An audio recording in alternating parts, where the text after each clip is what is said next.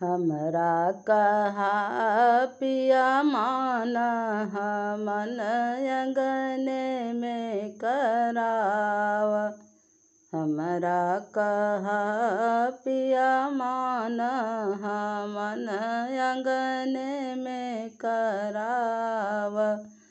गैया के गोबरा से अंगना लिपाव।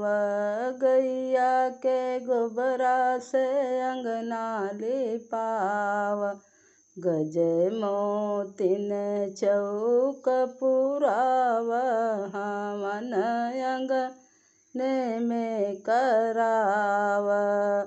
हमरा कहा पिया मान मन अंगने में कराव।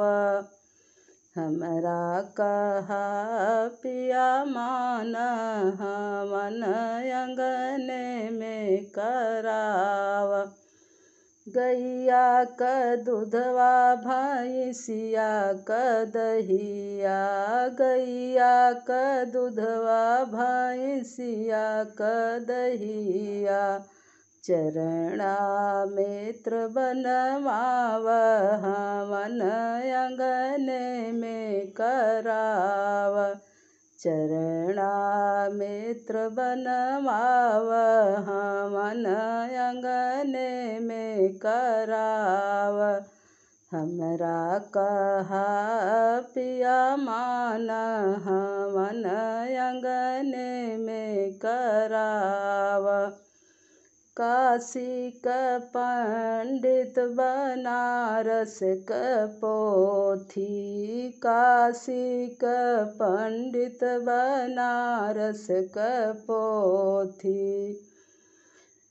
वेद पुराण कहवाव मन अंगने में कराव। वेद पुराण कहवाव मन अंगने में कराव।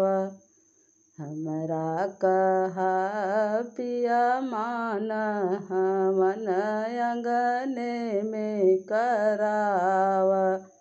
हमरा कहा पिया मान मन अंगने में कराव।